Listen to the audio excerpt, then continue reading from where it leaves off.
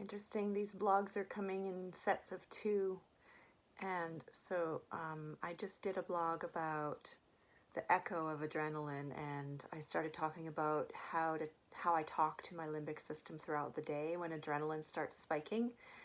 And what I realized is that I wanted to explain there's actually two different approaches that I take to talking to my limbic system throughout the day, because DNRS is not only the hour of practice, but it's actually redirecting the mind, retraining the brain every single time it needs to be redirected throughout the whole day.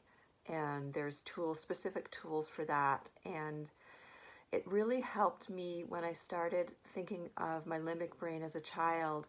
The limbic brain actually stops developing at around age 3, 4.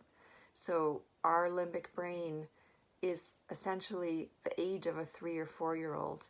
And that can be super helpful because, you know, it's easier to have compassion for a part of self if it's like, oh, it's a 3-year-old. Of course it needs extra care and protection and guidance. But one of the other ways of thinking of the limbic brain that's impaired is recently been actually even more effective for me, which is that if you think about it, our limbic brain has such an important function in our survival. It's really, one way of thinking about it is a compassionate caregiver. That's what my coach named it for me in DNRS. The limbic brain is a compassionate caregiver with amnesia, or a compassionate caregiver that now needs my compassionate care. And yeah, it really helps just thinking about it as like, because of course that the intentions of a caregiver is to give care.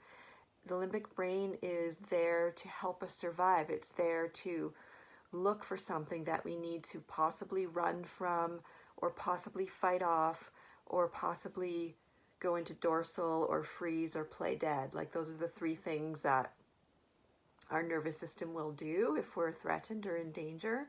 And the limbic brain is that like watch guard, right? That's always looking out, and it's always got our best interest in mind. And you know, what's so sad about limbic system impairment is like basically that brain never got the memo that the threat is over, and it just keeps on sending these false messages to the body and mind. And but if I think of it as a compassionate caregiver that now I need to assure and reassure, it's so cute. It's like, oh, that's like you know, there's different versions of the caregiver that's, you know, that's like, okay, you know, enough.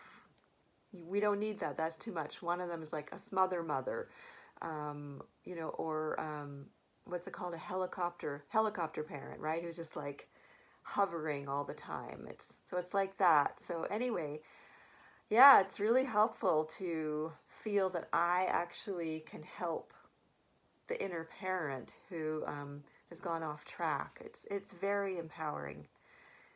Hope that helps.